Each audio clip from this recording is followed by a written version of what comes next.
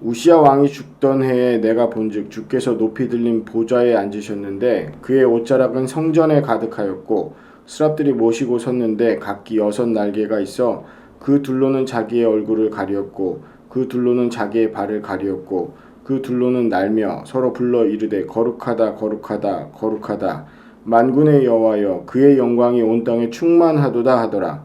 이같이 화답하는 자의 소리로 말미암아 문지방의 터가 요동하며 성전의 연기가 충만한지라. 그때 내가 말하되 화로다 나여 망하게 되었도다. 나는 입술이 부정한 사람이요 나는 입술이 부정한 백성 중에 거주하면서 만군의 여호와이신 왕을 배웠음이로다 하였더라. 그때 그 스랍 중에 하나가 부젓가락으로 제단에서 집은 바 핀 숯을 손에 가지고 내게로 날아와서 그것을 내 입술에 대며 이르되 보라 이것이 내 입에 닿았으니 내 악이 제하여 졌고 내 죄가 사하여 졌느니라 하더라.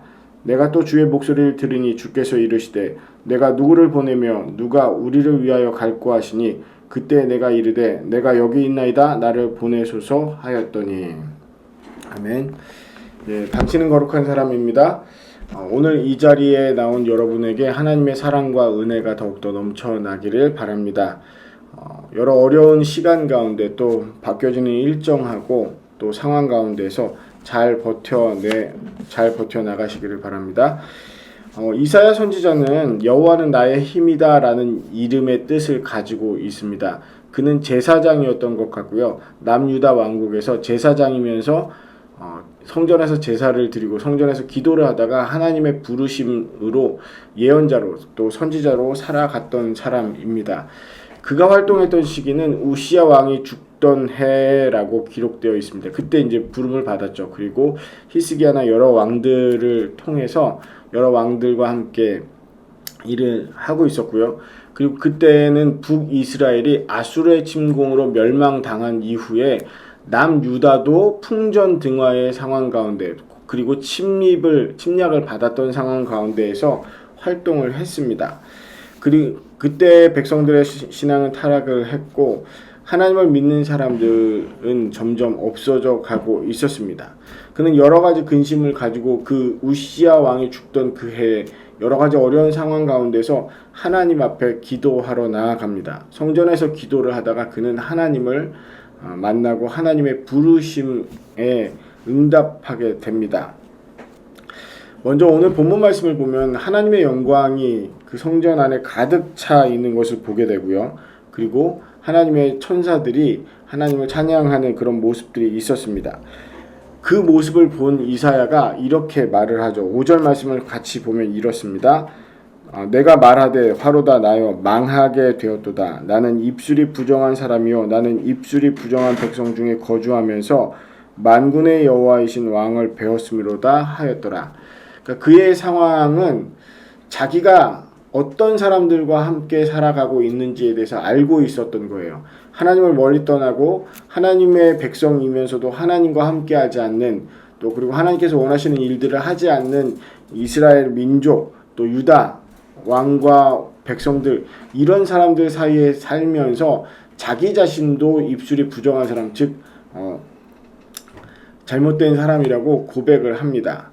그럼에도 불구하고 하나님은 이사야 선지자를 부르셨고 그리고 그는 응답했습니다. 부르신 이유가 뭘까요? 하나님께서는 왜 입술이 부정한 사람들 가운데 사는 이 입술이 부정하다라고 말한 이사야 선지자를 왜 불렀을까요? 부르신 이유는 여기에 있습니다. 첫 번째로는 기도하는 사람을 하나님께서는 찾으십니다. 기도한다라는 것은 단순히 우리가 시간을 내서 뭐 이렇게 기도문을 외우거나 읽거나 이게 아니라 하나님과 대화하는 걸 말합니다. 대화라는 게 뭐죠? 내 얘기를, 내 마음을, 내 뜻을 상대방에게 전하지만 상대방이 어떤 뜻과 어떤 마음을 가지고 있는지, 어떤 계획을 가지고 있는지, 상대방의 마음의 상태가 어떤지 확인하는 과정을 갖는 게 대화입니다. 서로를 알아가는 거죠. 서로를 관계를 맺어가는 겁니다. 하나님께서는 하나님과 이런 관계를 맺어가는 사람을 찾으시는 겁니다. 지도자가 바뀌는 것은 작은 일이 아닙니다. 지도자가 바뀌면 사실 여러 가지 위기 상황이 다가오고 어려움들이 다가옵니다. 지도자의 부재, 특별히 능력 있거나 좋은 지도자의 부재는 그런 일들을 더 많이 가지고 오죠. 이사야 선지자가 살던 당시에 여러 가지 어려움들, 특히 국제적인 어려움, 정치 군사적인 어려움 가운데서 그는 하나님께 자신의 또 그리고 나라의 사정을, 민족의 사정을 또 알리러 성전에 나간 겁니다. 그리고 하나님께 기도를 한 것이죠. 하나님을 찾고 하나님을 의탁한다는 것, 그게 바로 기도하는 사람입니다. 하나님은 그래서 기도하는 사람을 찾으십니다. 또한 하나님은 특별하지 않은 존재이지만 특별한 존재로, 깨끗하지 않은 존재이지만 깨끗한 존재로 만들어 주시기 위해서 부르십니다.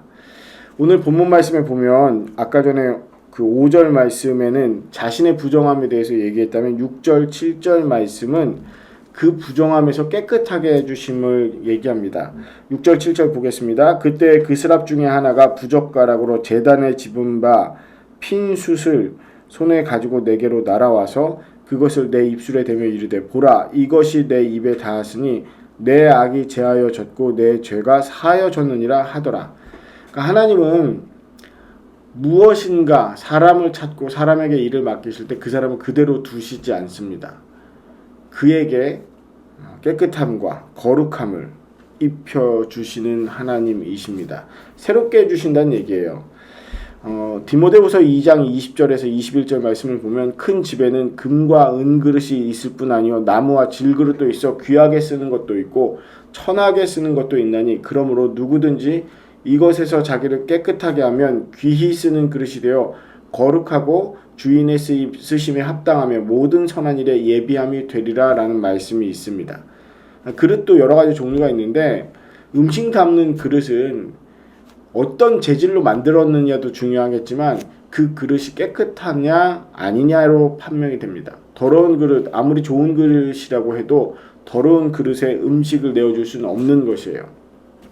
하나님께서는 하나님께서 원하시는 사람, 하나님 앞에 나와서 기도하고 하나님을 찾는 사람을 깨끗하게 그리고 거룩하게 만드셔서 사용하십니다. 우리의 입을 사용하고 우리의 마음을 사용하고 우리의 삶을 사용하시는 하나님께서는 이 모든 것들을 깨끗하게 만드신 다음에 사용하시죠. 입술에 댄 그 숯, 그 입술을 깨끗하게 하는 것을 보여주시면서 내 악이 제하여졌고 내 죄가 사하여졌느니라 이렇게 말씀하신 데는 이런 이유가 있어요. 한 우물에서 단물과 쓴물을 한꺼번에 같이 내지 못합니다. 단물이 나오든지 쓴물이 나오든지 해요. 그게 정해져 있는 세상의 이치입니다. 그러나 딱 한 가지, 한 구멍에서 두 가지 것이 같이 나오는 존재가 있습니다. 바로 사람이고 사람의 입이에요. 한 입으로는 축복을 하지만 또 그 입에서 저주의 말도 쏟아낼 수 있는 게 사람입니다. 그 안에 가득 차 있는 것이 그렇기 때문이죠. 하나님께서는 그 입술을 깨끗하게 해주심으로 인해서 그 사람 자체를 깨끗하게 하시고 사용할 수 있도록 만드시겠다는 이야기입니다. 마지막으로 하나님은 부르심에 응답하는 사람을 찾으십니다. 하나님께서 기도하는 사람에게 나타나 주셔서 응답해 주시고 그를 깨끗이 씻어서 정결하게 하셔서 사용하시겠다라고 준비를 시키셨더라도 하나님의 일에, 하나님의 뜻에는 자발적인 응답을 기다리십니다. 오늘 8절 말씀을 보면 내가 또 주의 목소리를 들으니 주께서 이르시되 내가 누구를 보내며 누가 우리를 위하여 갈고 하시니 그때 내가 이르되 내가 여기 있나이다 나를 보내소서 하였더니 하나님이 혼잣말처럼 말씀하신 거예요. 혹은 하나님과 하나님의 천사들이 서로 얘기하신 장면일 겁니다. 이 일을 맡아야 되는데 누가 우리를 위해서 가고 우리가 누구를 보낼까? 라는 이야기를 합니다. 그 이야기가 들렸어요. 그리고 그 이야기가 들렸기 때문에 내가 여기 있습니다. 나를 보내주시옵소서 라는 응답이 나오는 겁니다. 그 응답은 자연스러운 응답이었던 거예요.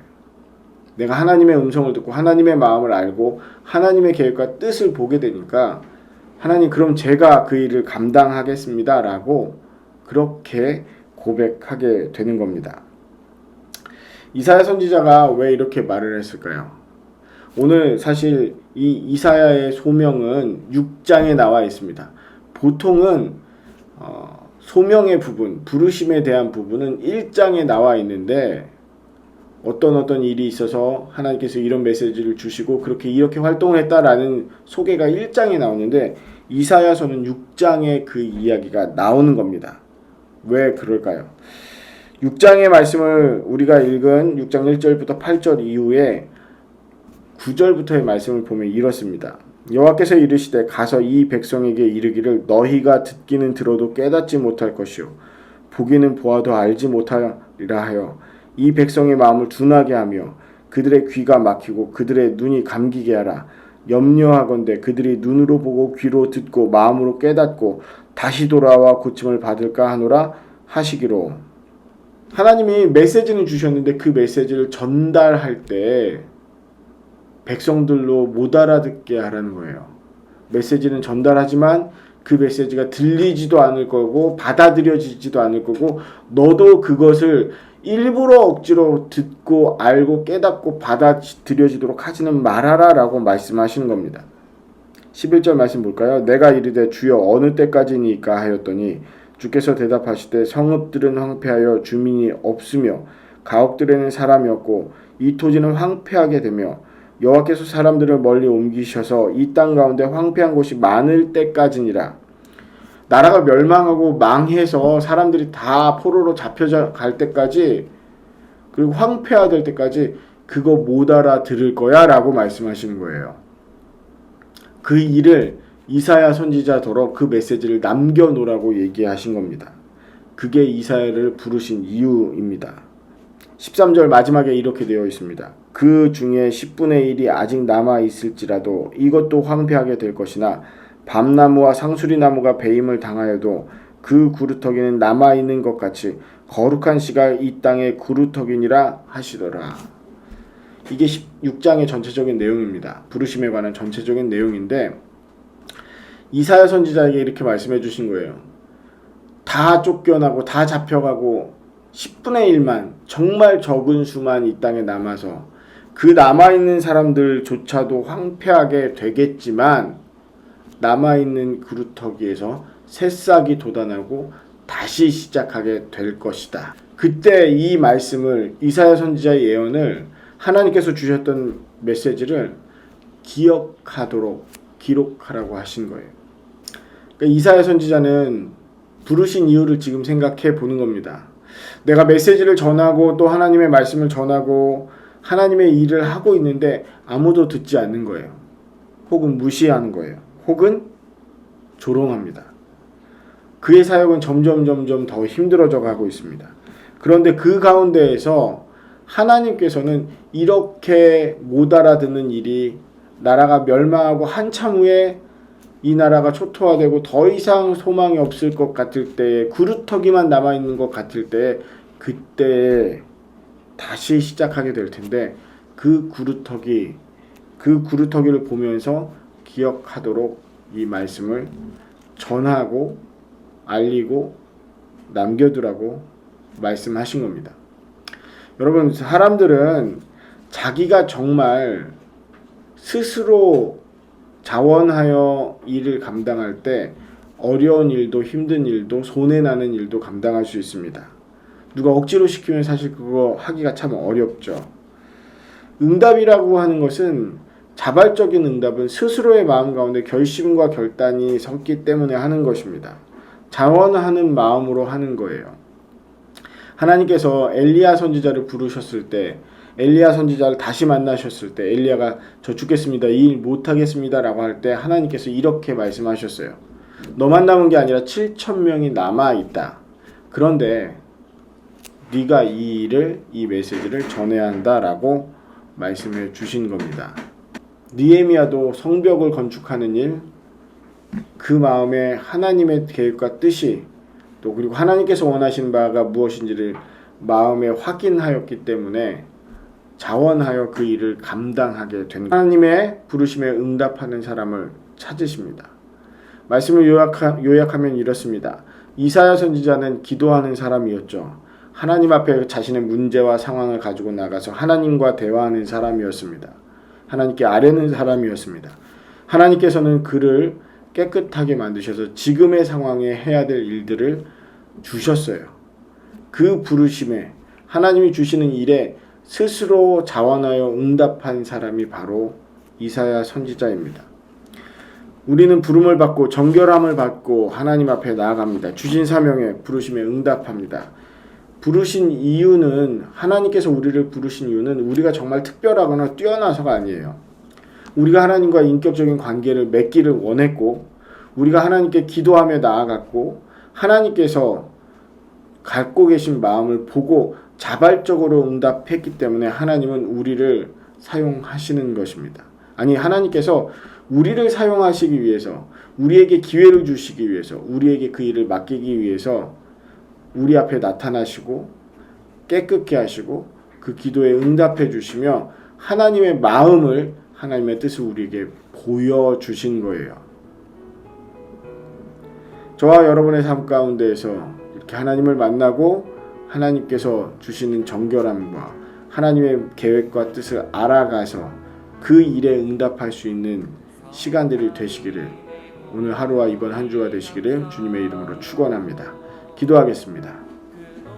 하나님의 사랑과 은혜에 감사드립니다. 주님, 우리가 주님 앞에 우리 삶의 문제를 가지고 나아갔을 때 응답해 주시고 또한 하나님의 임재를 통해서 하나님의 나타나심을 통해서 우리가 정결함을 받고 하나님의 마음과 뜻을 확인하며 또 주신 그 일을 잘 감당할 수 있는 용기와 지혜를 더하여 주시옵소서. 자원하는 심령으로 나아갈 때 하나님께서 더욱더 우리를 사용하실 줄 압니다. 또한 그 끝이 보이지 않을지라도 주신 일들을 잘 감당하도록 우리를 이끌어 주시는 하나님의 사랑과 은혜에 감사드리며 주님 우리를 돌보시고 인도하여 주시옵소서. 저 전방에서 수고하는 우리 형제들 기억해 주시고 그 포상 가운데 대기하고 또 준비하는 모든 순간순간들을 가운데 하나님 함께해 주시기 바랍니다. 감사드리며 예수 그리스도의 이름으로 기도드립니다.